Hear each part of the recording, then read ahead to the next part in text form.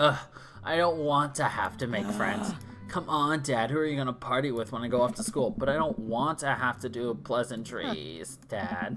They're going to talk about weather. Go, do it, make a friend. But how could I possibly abandon my own child at a social function? That's bad parenting. This plate of cookies is my new dad. Bye. Amanda shoves me into the center of the yard. Well, here goes nothing. I look around the party and I'm surprised to see a familiar faces. Isn't that the barista from the Coffee Spoon? Oh, dang, Robert's here? Didn't that guy throw a frisbee at my head? Isn't that the guy who was throwing a fit in Dead Gotham Beyond? Isn't that Amanda's teacher? Hey, I know Craig. But wait a second. All these people live in our cul-de-sac? That can't be right. I'd better investigate. Craig! Oof. Matt and Hugo seem to be embroiled in a tense discussion. Craig looks on, smiling politely. I walk over to say hello.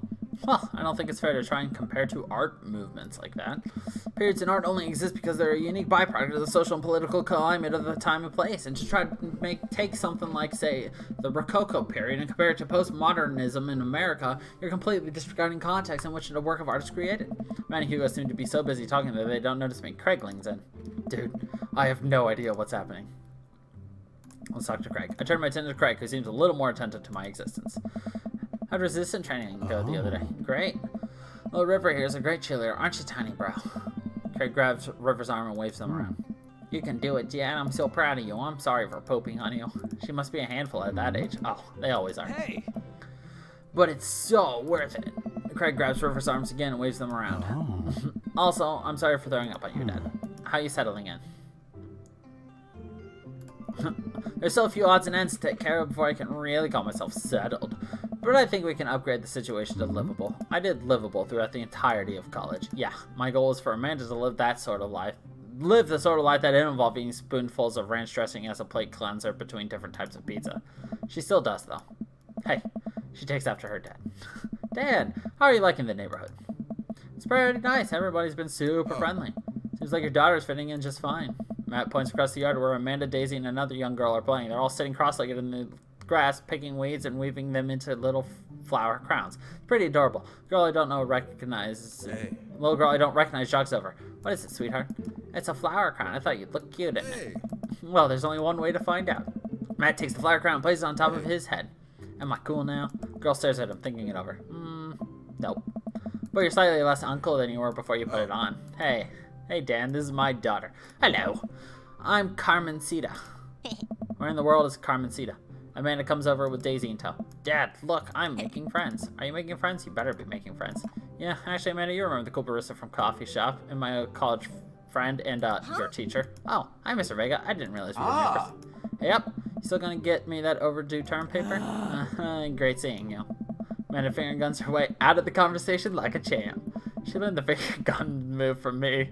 I'm very proud. Oh. She's definitely a charmer. Speaking of which, where did my son go? Whoa. Hugo looks around the party. He must finally spot him because his eyes go wide. What? Ernest Hemingway Vega. Are you smoking? Ernest is holding a lit cigarette. Nope. I see Ernest across the way. Casually takes a long drag of his cigarette and then flicks it into a gutter. Unbelievable. Excuse me. Hugo marches over to Ernest and I turn my attention to Matt and Craig. Kids, right? Man, I do not envy Hugo. The last barbecue we had, Ernest tried to shove a sprinkler down Joseph's pants. Whew. Sparkler, not sprinkler, nearly burned down half the yard. And the barbecue we had before that, he actually burned down half the yard. And then it spread onto my lawn and burned down half my yard, too. Hugo walks back over to us, practically dragging Ernest behind him. Hey, everybody, sorry about that. Dan, this is my son, Ernest. Hello. Ernest looks away, sulking, his hands shoved deep in his pockets. Hugo nudges him impatiently. Hey. Nice to meet you, Ernest. What grade are you in? Doesn't matter. Ernest? Okay, I'm in 8th grade. God, are you happy now? I'm sure you were just dying to know. Yeah, good for you. Can I go now? I'm tired of talking to old dudes who blame my generation for the failing economy. Ouch. Ernest! Oh yeah, because I'm totally embarrassing you. Ernest puts earbuds in and storms off to stand in the corner. Well, that was certainly something. He seems nice. Hugo puts his head in his hands and sighs. I'm so sorry. He's having a really rough time. As much as I want to be the cool dad, I have to be the authoritarian dad, and he clearly resents me for it. I mean, I think as a dad and teacher, that's about as authoritarian as you can get. Honestly, are any of us cool dads? Is it even possible to be a cool dad? What? I'm as cool as a cucumber. See that right there? You can't say that. My kids think I'm cool. But for how long, Craig? How long do we get to be cool dads? I don't know. I think we just have to accept the fact that as dads, we've become the machine we once raged against, and accept our fate to unironically wear the socks with sandals. Your kids may think you're cool now, but the moment they hit puberty, you're doomed. Amanda's 18, she still thinks I'm cool. Yell across the yard to my daughter. Amanda, I'm cool, right? Amanda just laughs. She keeps laughing. Oh, no. I see your point. As much as we all want it, I don't think it's as important to be a cool dad as it is to be a good dad. We can't all be best friends with our kids. It just doesn't work. I mean, look at me and the rest. Our job as parents is to make sure our kids turn out okay. Yeah, you're right. But it'd be nice to have it both ways. Hearing these guys talk about this makes me think of my relations with Amanda. We get along so well, but there might come a time where it won't be like that. It's college when that happens. Don't let us eat up your time, Dan. Go meet some of the other people around the neighborhood. Alright, let's go to Joseph and Damien. I spot Joseph chatting with the guy from Dead, Gotham Beyond by the girl. I wonder what they're talking about. I will go to them. So I'm curious, can you walk me through why you had your house painted black? Where do I even start? The house stays warm in the winter, it provides an artistic contrast to the rest of the neighborhood, and it complements the crimson interior perfectly. Oh. It's definitely an interesting choice. Thank you. I'm very proud of my abode. Dan, I was just having a conversation with Damien about his aesthetic design decisions. Damien regards me up and down with a warm but critical eye. How do you do? I don't believe I've had the pleasure. I think I saw you in Dead Gotham Beyond the other day. Damien's face turns a bright red. I must apologize for my behavior on that day. You see, I take the goth lifestyle very seriously, and to be caught in a ruse by such a corporation as Dead Gotham Beyond was profoundly frustrating indeed. I hope you know that while my anger may have been justified, it was no such way for a gentleman to act. It's okay, man. Do tell me about yourself. Are you new to the area? Yes, my daughter and I just moved in the other day. She was the one I took to Dead Gotham Beyond. Very good taste on her part. Does she partake in the golf lifestyle? Think for a second. I'll look over to Amanda who's hanging out with some of the older kids in the neighborhood. What? Hey, Amanda, would you consider yourself a goth? Amanda yells back. I wouldn't necessarily try to fall under any one specific label, but I guess I had to choose. I would more describe myself as twee hipster with some normcore leanings. Bats are cool, though. Ah, pity. Are you enjoying the party so far? Oh, definitely. Thanks so much for putting this on. It's nice to be in a cul-de-sac where everyone is so friendly and welcoming. Amanda walks up to the conversation. I also like The Lost Boys a lot. Really good movie. Does that count as goth? That it would, my dear. I don't believe we've had the pleasure of meeting. Damien Bloodmarch at your service. Damien finishes the sentence with a flourish and a bow, producing a single rose and offering it to Amanda. Amanda blushes and returns the gesture with a curtsy. My, do you know how to treat a lady? Hello, Amanda. Seemingly out of nowhere, just as twins appear. Are they speaking in unison? Hey, won't you come play with us? Yeah, that is definitely a Shining reference. Come play with us. Forever. Guys, enough with the creepy twin shtick. We've talked about this. Christian and Christy slowly back away. Where do you think they got that from? Mary pops into the conversation, wine in hand. I, don't know. Mary takes a long sip of wine.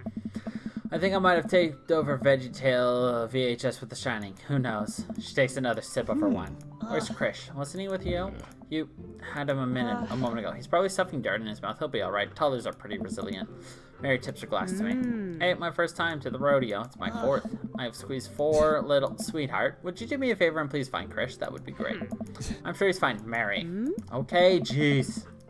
Mary finishes her wine and wanders off. Dad, can we go now? Lucian, have I introduced you to Dan yet? Hey, it's that punk from Amanda's school. I remember you. Whatever. It's no way for a young man to speak to his elders. Be polite. Lucian bows. Whatever, sir. Lucian bows again. Mr. Christensen, may I have a veggie burger? Sir. Coming right up, bud. Are you vegetarian? Yep. Make that 2 veggie burgers. Did you know that some people in the Victorian area were vegetarians? They described carnivorous type people as bloodlappers. Dad, that's really interesting, Damien. Just turns to the girl. Just a hint of a tattoo peeks from underneath his sleeve. I can't believe I didn't notice it before. Looks like the bottom of an anchor. Sailor boy. Whoa. Wow. Is that a tattoo? Yep. I was always a youth pastor, you know. That's so cool. 129. What? Damien pulls back some rubber bracelets, revealing a lopsided 666 in black ink. My buddy gave me a stick and poke tattoo last week. I think it's healing up pretty good. Lucian. We'll talk about this later. That's pretty cool. What's the significance of the tattoo? I don't know. I just thought it looked sick. Well, in my opinion, the only reason you need to get a tattoo is because you want one. Careful though, that number carries weight. Man, Joseph is a way cooler youth pastor than I thought. I just figured youth pastors popped out of the womb with a Bible. Wonder what he did before preaching. He does seem much cooler. Well, let's go with the awkward conversation. I walk over to Robert and Brian, who are chatting over drinks, determined not to be worried about what happened that night. I hope Robert feels the same. Hey, guys. Dan, how the heck are you? Settling into the neighborhood, all right? Oh, you betcha. Got the living room in order at least. That's great to hear. I've been doing some living room work as well. Finally got the 50-inch in there. Game looks great in high def. Oh boy. Dan, have you met Robert? Yes. Yes, I believe we met briefly. Hey.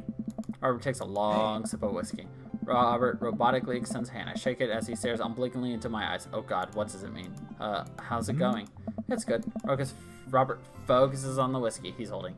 He takes a long sip. Great. Look at my friends becoming friends. Us dads gotta stick together, you know. Us dads? Robert has a kid? Oh, I didn't know you had kids. Robert can just stare at me. Jesus, does this guy ever blink? Yep. Cool, that's cool. We stand in incredibly uncomfortable silence for several months until we gotta get off this haunted truck. Oh no, the ghost locked the doors. Daisy and Amanda run up to us, thank God. Quick, hit the emergency escape button. But trucks don't have emergency escape buttons. Then hit the brake, I guess.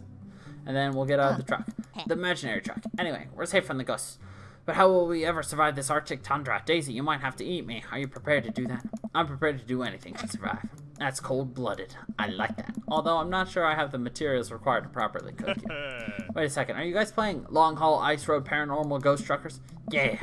Man, and I love that show. It's the best, especially the episode where Callum hides Flint's keys and Flint retaliates by breaking an ancient curse to earn and sending the spirit after him. Yeah, it's such quality of reality television. Alright, Daisy. Found us a couple of bugs. They're gonna make a great meal. Lots of protein. Gonna keep us from starving out here on the harsh, icy wasteland. But there's a whole table of food right over there. Daisy, it's a game. We're playing pretend. It's what kids do. Live a little. Amanda gives Daisy a handful of gummy worms from the snack table. They eat them with mock disgust. Let's go find kindling for a fire. Yeah. Okay. But not an actual fire. Because we're playing pretend? Now you're getting it. Daisy and Amanda run off. What a cute couple of kids. I turn my attention back to the conversation, but wait, where did Robert go? Let's get in the party and finally found him in the corner talking to Mary. Does he not want to talk? Man, I've never seen her get along with anyone so quick. Snap out of my Robert-induced haze. I guess Amanda just sort of has a way with kids. That's kind of amazing. Daisy doesn't really get along with kids her age. It's nice he's not trying to one-up me this time. Maybe we can have a regular friendship after all. Really? She just kind of keeps herself. Her teacher says she spends every recess in the library. I think the other kids are intimidated by her intelligence. There it is. I wouldn't worry about it too much. Amanda was shy at Daisy's age too. She used to have a habit of crawling under tables and crying every time we took her to a restaurant. She bit people too. Oh, kids, right. Gotta love them. They're required to by law. Well, since they're getting along so well, maybe we should try to put together a little play date for them. Yeah, that'd be nice. Well, I don't want to take up too much of your time. Go meet some of the other fellas. And without further ado, let's work some magic. Joseph closes his eyes, takes a deep breath, and gets to work. With the greatest of ease, he sets patties on the grace, flourishing as he flips his spatula in the air. It's easily some of the best grill work I've ever seen. You guys think this is my first time in front of a grill? He's working faster now, effortlessly tossing cheese onto patties and perfectly grilling onions on the side. One after another, the dads take notice and crowd around just to admire his masterful technique. Probably didn't know this, Dan, but Joseph's known around here for his grillmanship. He's unbelievable. Nice. I tried to get on his level, but I just can't catch up. Hey. Let us keep studying. He has a rare quality about him. Mustard, we keep talking about this. Can't we just appreciate the artist? Oh. I've never seen him make a mistake. Hey. Okay, we need to stop. This is getting too cheesy. Please stop. All of the children at the party booed the glorious display of puns in unison. Alright guys, the food's ready. Please form an orderly barbecue. Amanda groans. We all grab our food and hang out, enjoying perfectly cooked cheeseburgers. Man, it's so wild how all of us dads live in the same cul-de-sac. Kind of nice, isn't it? It feels like there's a community here. Totally helps when you're just a single dad trying to raise a kid. We're happy to have you here, man. I think you're gonna like this neighborhood a lot. Plus, Amanda seems to get along with all the kids. If she decides to get into the babysitting game, she'll really make a killing. Hey, why don't you add us all on Dad Book? Dad Book? Yeah, it's a great social network for dads to keep in touch with each other. We're all on it, so if you ever need to reach out to anyone, that's the simplest way to do it. Sorry, I'm just an old-fashioned dad. Social media goes over my head sometimes. Don't worry, Pops. I'll help you figure it out. Ugh. The rest of the barbecue goes smoothly. We all trade stories and drink beers. Our kids play on the lawn. Amanda breaks up a fight between Carmencita and those weird twins. I think they wanted her soul. That about makes sense. Got the achievement. Welcome to the neighborhood. Amanda and I walk back to our place as the sun sets over the neighborhood. A pretty fun party, don't you think?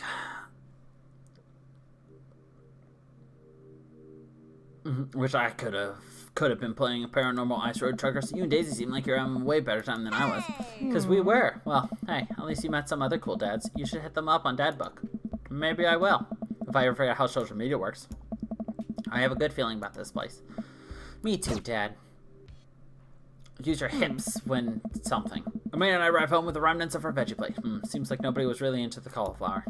Any big plans for this evening? Actually, yeah, I'm going out with some friends. Oh, is that okay? Of course, just keep me posted and be home before midnight. You got it, and be careful. I will. Make good choices. Stop it, don't alert me to things. Of course. And call me if you need anything. Dad, you're not going to do the thing where you wait silently for me to come home and live here with all the lights out, are you? What? No, I've never done that, and I will never do that. Okay. Do you have plans tonight? My plans were kind of to eat ice cream and watch TV with Amanda, but I'll find something to do. I'm gonna work on some stuff. You know, dad stuff. I'm just relaxing tonight. Have fun, okay? Great. See you later. I watch Amanda drive off into the night. I really do hope she has fun. I plop down in front of the TV and turn on some Wine and Dine Mastermind with celebrity chef Gavin Chapman. Looks like Gavin's making a roasted raclette lamb with rosemary mashed potatoes. I'd love to be able to cook like that, although I think if I was actually good at cooking, I'd use my powers for evil. Like just making baked Alaskas all day instead of any food of any nutritional substance. Me. Man, Gavin Chapman just caught that thing on fire, but he meant to do it. What a professional. I lose track of time as I blaze through several episodes of Wine and Dine Mastermind and also one episode of some cooking show called Meat Hell.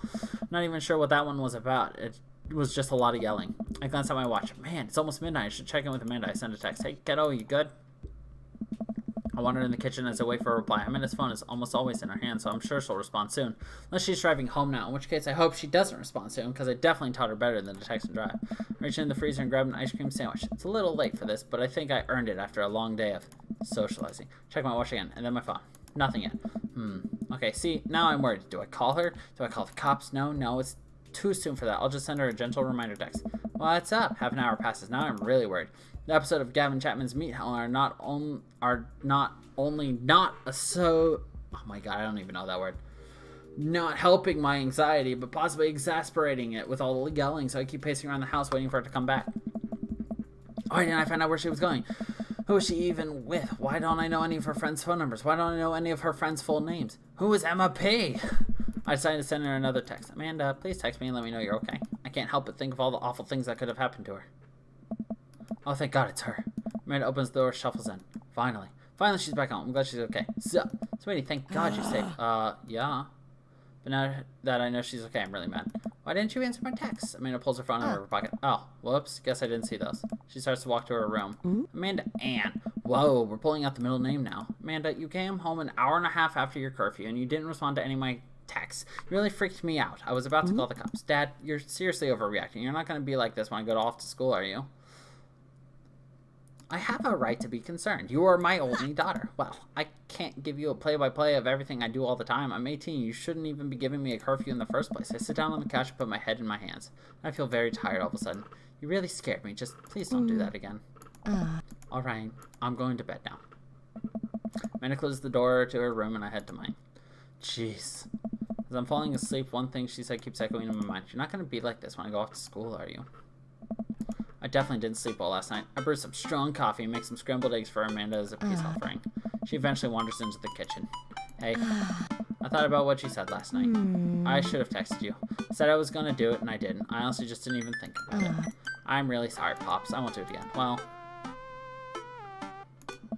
You're an adult now. I'm sorry for freaking out on you. I shouldn't have gotten so worked up. Team Funk. Team Funk. Yeah, I mean, it gives me a hug. Want some eggs? You know it. Sprinkle some cheese on them? Already did. Bless you. I made a scarf sound the eggs in the time it takes me to wash the pan. Alright, I'm off to school. Smell you later. Wait, one more thing before you go. What? What's Dad Book? Aww. It's a social media platform. Wait, what? What's a social media platform? Dad, I have to go to school. Come on, Amanda. I'm an old man. I can't put together a Dad Book profile on my own. Alright, I'll help you sound interesting on the internet. Amanda spends the next couple of minutes setting up my profile in Dad Book, which, as it turns out, is a place where dads can get together and talk about fatherhood. Alright, Pops. Gotta fill out your profile. Let's get some likes and dislikes. Oh, boy. On a Friday night, you're most likely to... polish and sort my coin collection.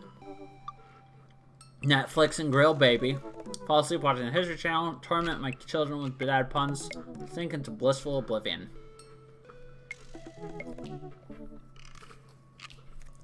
Netflix and grill baby. If you had one thing to take with you on a desert island, what would it be? Let's see. My trusty grill. The lost shaker of salt. Ooh. Castaway on DVD for instructional purposes. A boat, obviously. I don't need anything. The Lost Shaker of Salt. That is a reference to Margaritaville. What are your turn-ons? Strong dad arms. Tennis shoes with long white socks. A well-manicured lawn. Street smarts. Top-tier grillmanship. Comfortable with crying. Give me some strong dad arms. What did you want to be when you grew up? Technical writer, salty boat captain, pro skater, good father, the president of space. What's your favorite movie genre?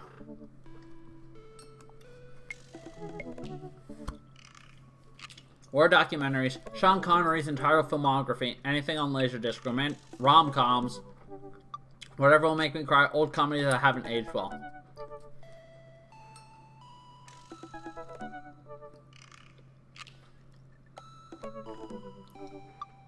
It's going to be Sean Connery's entire filmography because, fun fact, my laptop, when I named it, is named Sean Connery. What's your ideal date? Ooh, napping together? Doing a 1,000-piece puzzle together, eating a healthy dinner at 4 p.m., trying to... Oh, fuck no. Arson. No. Napping. Well, what do you never leave home without? Sensible cardigan, my sick vape, yo, my book of word jumbles, a pen, a cool knife, my crippling low self-esteem, frequently forget my phone keys and wallet at home sometimes. I spent a lot of time thinking about conspiracy theories, how proud I am of a child, potential ends of the world, if I'll ever be able to love myself as much as I love my girl, when I can get my next cup of coffee, lawnmower, yeah, no. Profile complete. See? That wasn't so bad. Yeah, that was actually kind of fun. I could totally spend all day on here just looking at people's profiles. You smashed one of them, or more than one. All of these dads seem pretty interesting. Okay, I promise I'll make some friends. Amanda gives me a hug. Go get them, Dad. Welcome. You've got dads. You've got dad. Oh my god. Hey Dan, it's me, your dear old friend from way back in the day. Dad Amanda. I'm delighted to see you've signed up for Dad Book. They've recently had the same new messaging features, so you may be able to find yourself and take care not to miss them. Amanda, is that you? What are you doing on Dad Book? Why, Dad? I never. We've known each other since business school. How could you possibly confuse me with your amazing and talented and easy to buy things for daughter? Though I am, of course, flattered. You should buy Amanda more things. Amanda, you know I didn't go to business school. I barely even managed to get my degree. Wait, no. Wow. I didn't say that. You never heard that. This is gold. I was a great student, I swear. I graduated at the top of my class because I worked hard and ate all my vegetables. Totally holding on to this later. Wait, do you even remember what I majored in? I declined to comment. Cool. Okay. Who do we want to hook up with? I'm leaning towards 3 people. Let's go with Craig first. What are these? Dad at 3, business entrepreneur and fitness enthusiast, juggling work, family, and fitness is tough. Give someone's gotta do it. On a Friday night, once I can get lost. And one thing about energy bars.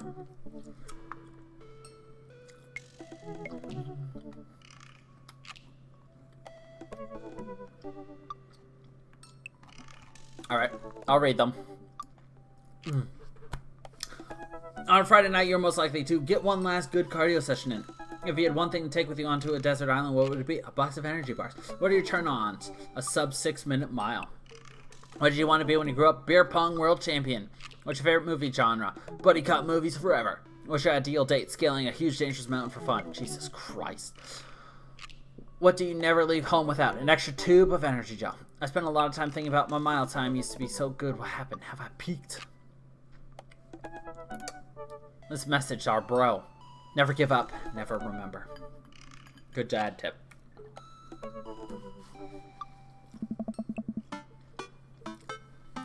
I wonder what Craig's up to today. Navigate to Craig's dad book page and type out a message.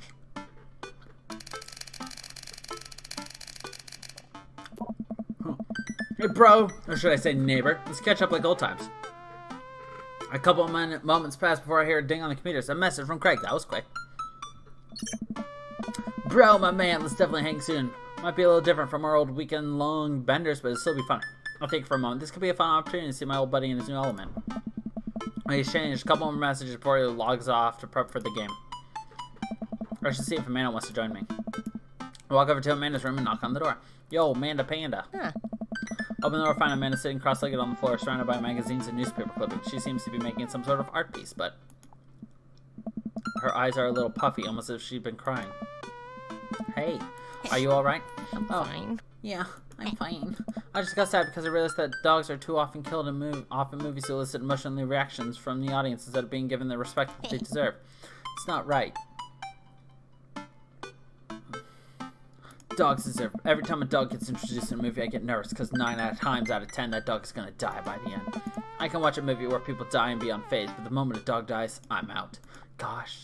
Sad dog death movies take up a whole genre. There are too many. It's dog exploitation. But seriously, you know you can talk to me about anything, right? Yeah, that's what I'm talking about, that sad dog stuff with you. Okay, just remember that it's okay to be sad. Also remember that I love you so much. And only want what's best for you. That's all. Alright. Geez, don't make me cry again. What you working on? Just a collage for class. We're supposed to make a piece that represents our goals for the future. Take a closer look at our collage. That's a lot of dogs. It's mostly dogs. Yeah. Did you need something? Craig invited us to a softball game. Want to go? Remember that one time you signed me up for softball and you bought me all the gear, and then you took me to the first game and then someone hit a ball towards me and I just ran off the field crying? And then you hid in the dugout and would scream if I tried to pick you up? Yes. I was afraid of baseballs. I thought you were a gigantic, sentient softball. So does that mean you don't want to go? Amanda gets up and looks me dead in the eye, determined. I'm finally ready to face my fears head on. Let's do this. Amanda and I make the short drive out to the local softball field for a kids' softball game. It's pretty packed. We clamber up the bleachers and take our seats in the top row. I don't see Craig anywhere. So when do kids start crying and running off the field? You know that your relationship with softball is different from everyone else's relationship with softball, right? Okay. But if I don't see kids cry, I'm going to be pretty disappointed. For nostalgia purposes, of course. Not because I take joy out of children fighting for my amusement. Definitely not that. The game starts and the kids run out onto the field. I see Craig by the dugout with a clipboard. He has a river strapped to his chest, as per usual. There's a guy in a pancake costume doing jumping jacks across the field. I guess that's the mascot. Reading kids' brightly colored jerseys, I see that it's the Maple Bay Flapjacks against the Pinewood Ocelots. Go Flapjacks? Oh. Choke up on the bat, Miranda. Yeah, Miranda, square up. How much do you know about softball? Enough to know that balls are relatively hard despite their name. But yelling is fun. Give it a shot. It's cathartic. Keep your eye on the ball, and also an eye on the bat, and the outfield, and the other players. Just keep your eye on all the stuff simultaneously. Nice. Watch a couple innings of softball. They aren't ready for the major leagues yet, but Craig's trained his team pretty well. It seems like he's really good with kids. Cake's saying Craig is good with kids. Whoa! It's amazing how hard they're hitting the ball and how no one has run off the field crying yet. Amanda, dear, you have to let it go. Let what go? I'm perfectly fine. The opposing team is up to bat. They hit a fly ball out in center field. Tiny little girl tries to get under the ball, but it misses her glove and hits her straight in the forehead. See? It's a completely justifiable fear. The girl plops down on the grass and starts crying. Craig makes a beeline to her, checking her forehead and comforting her until her parents arrive. He carries her off the field as she sobs. Man, it's strange to think about how this was the guy who once backflipped off a roof and onto a pool while shotgunning a beer. He's so responsible now. The game resumes after the girl calms down a bit and we watch a couple more innings. Greg's team is crushing the other team in the 9th inning. The Ocelots seem to have given up by this point. I see one outfielder eating fistfuls of grass. A batter on the other team knocks a foul ball into the stands. I follow the trajectory and oh no, it's coming right for me. Oh no. Oh no, oh no, oh no, oh no. I close my eyes and brace for impact. I opened my eyes and looked to see Amanda holding softball, staring at it in amazement. I caught the ball. You saved me. I caught the ball, Dad. I caught the ball. You did it, Amanda. I faced my fears. I defeated the softball. I can do anything. Amanda and I share a big hug. It's a tender moment that I don't think anyone else watching really understood. I'm proud of you, kiddo. Game ends and Craig's team are declared the victors. We sit patiently as the girls line up to shake hands. Great job, everyone. We walk over to the dugout to congratulate Craig, who's talking with some of the parents. Craig, great work, man. Thanks. We've been working hard all season, and it's great to see it paying off. I'm so proud of all my girls. Speaking of which, have you met Briar and Hazel? His twins. Hello. Hey, killer playing out there. Yeah, you guys rule. Thank you. You guys are twins, huh? So which one of you is the evil one? Hazel. Yeah, it's me. Good looking out. Huh. Do you guys ever pretend to be each other? I don't have a twin, but I think if I did, I'd be doing it constantly. Yeah, I take all of her math tests, and I usually throw rocks and stuff. But when people get mad, I tell them I'm Briar. What? We will talk about this later. Dan, bro, I just got a couple more things to clean up, but then we can hang. Sounds good?